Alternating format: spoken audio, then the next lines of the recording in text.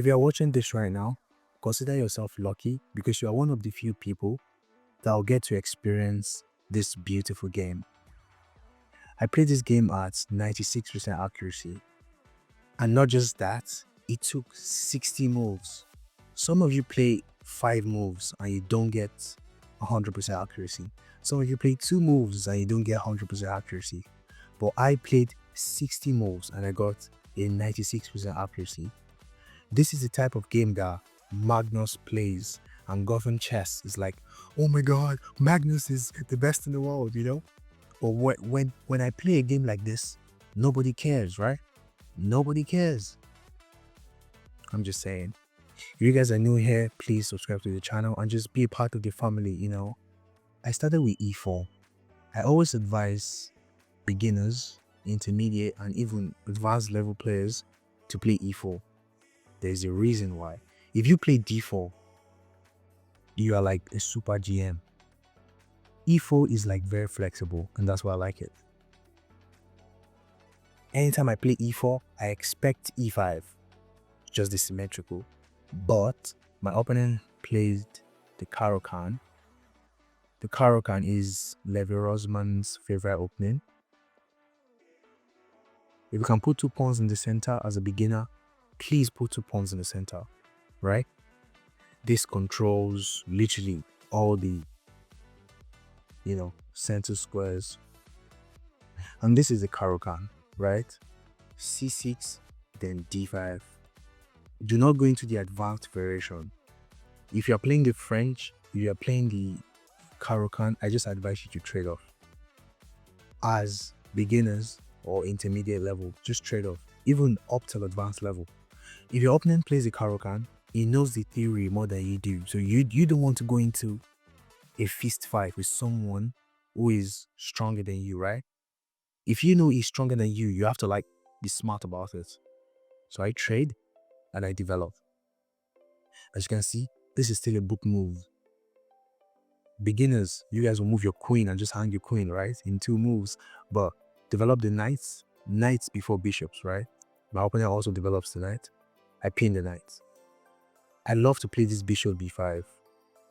This is also, one of my favorite openings, the Ruy Lopez. So I just love to pin this knight. My opponent pins me too. I attack the bishop. This knight cannot move because he's pinned to the king. But my knight can move. If he moves, I lose my queen, right? So he takes and I take. The reason I took with the queen and not the pawn is because this knight cannot move. If this knight could move, then I would have taken with the pawn. You get. He plays e6. e6 is just solidifying the center and also trying to get the bishop to develop. I castle. It's very, very safe to just castle your king. Get the rook out and just continue. He develops the knight. I develop my knight. The reason is I was scared of this. I mean, not scared, but I was like thinking, oh my god, it's going to play knight e4. So I played knight c3 to stop that. He attacks my bishop and I take. The reason why I took, on a normal day, I would not take. But if I had not taken, if I had just fallen back with the bishop, he would have just, played this and just taken my pawn. So that would have been a blunder. So I spotted that. That was not, it's not a crazy calculation, but it's just something to know. I take the knight, he takes. And now I pin the other knight to the queen. The knight can move, but I'll just win the queen. Develops the bishop. Rook e1 and rook e8 are always good moves, right? The castles, very nice. And I play my first inaccuracy. This is not like a blunder or a mistake, but it's just, I had something better in this position apparently.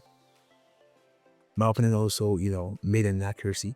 He saw that my pawn was hanging and he attacked it, but I could just defend the pawn, right? And attack the queen. Beginners and intermediate watching, this is like a common, would I call it tactic? No, it's a common pattern in chess that you can recognize, right? He attacks my knight, now I defend it. Everything is solid if you check it. I don't have any weakness right now. Attacks my bishop. I thought I could sack my bishop here. bishop takes h6, g takes h6, queen takes h6, but it's not going to work. The reason is, at the end of the day, it's going to be my queen versus this king, right? And that's not going to cut it, right? You need two more attacking pieces than defenders. Right now, my opponent has 3 pieces. And if I just sack, it's going to be the queen versus this king, and that's not going to do anything, right? So that would just be a bad move. So I retreat the bishop. You know what I'm saying? Like, this is like boxing right now. I'm thinking, okay, I move, I sleep. You get, bro, this is chess right here, to be honest.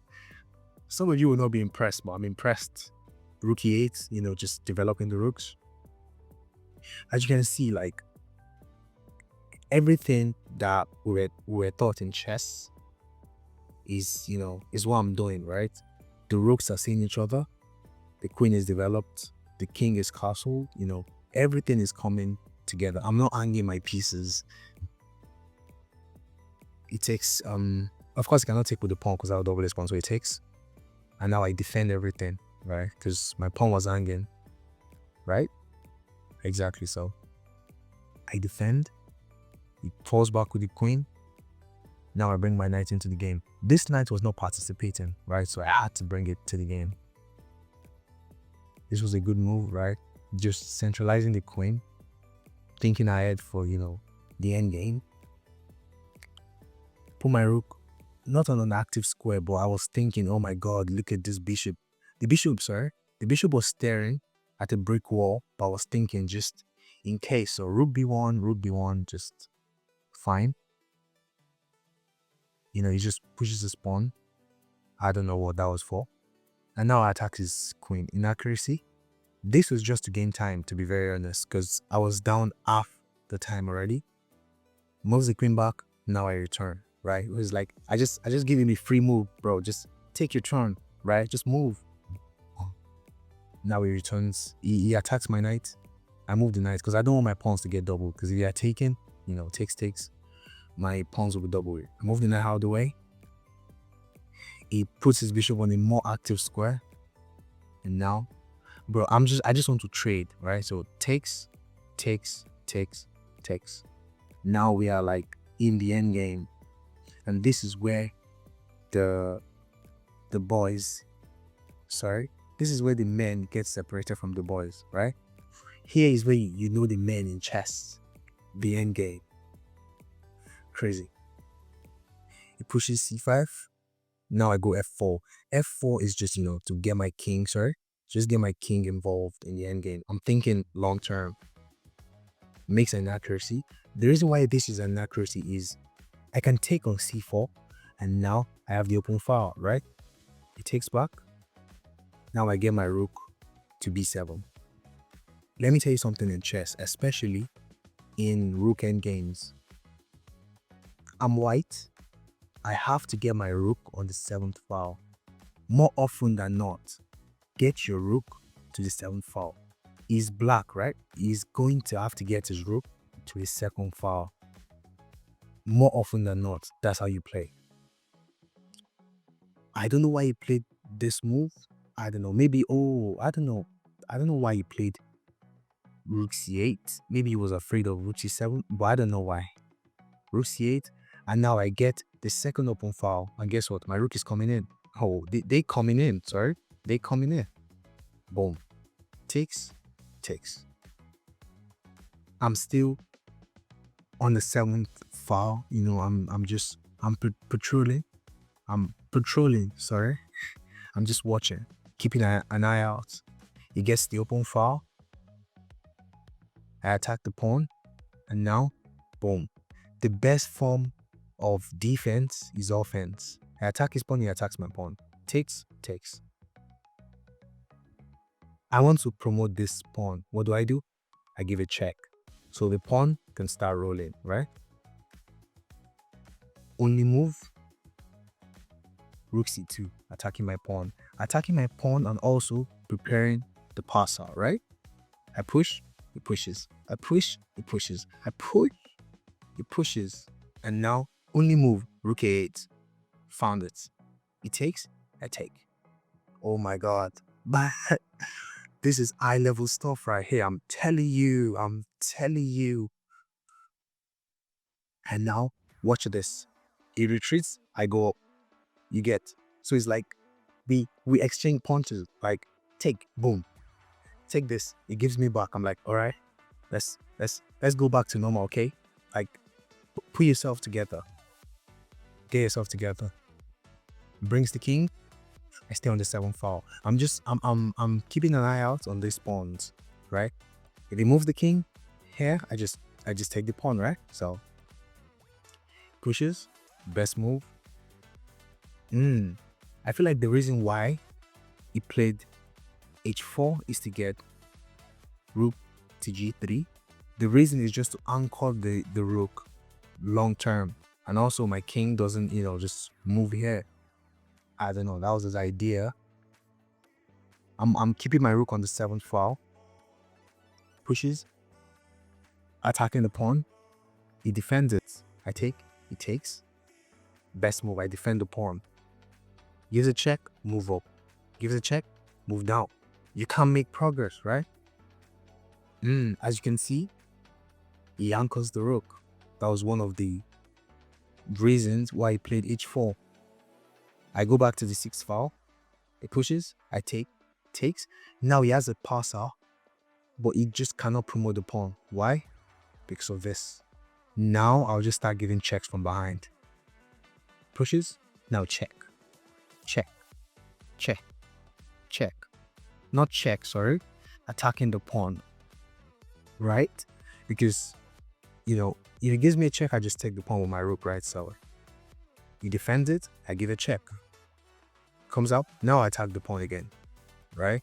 And at this level, at 1600, like, this is like an easy, like, defense. He cannot bring the king to d7, right? Because I just win the pawn. And if I win a pawn here, this endgame is just winning, because you will not be able to defend the second pawn, right? Because you cannot go rook to g4, right? You can't go g4 because I just take. So he has to just stay defending the pawn, and I have to just give checks, right? Checks, checks, checks, check, check. And this ended in a draw.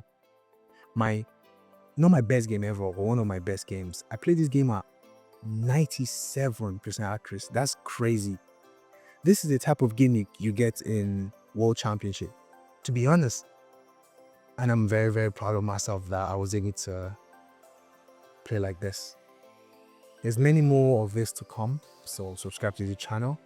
And I hope you guys learned something and you guys were entertained in particular. So I'll catch you guys in the next one. Love y'all. Peace.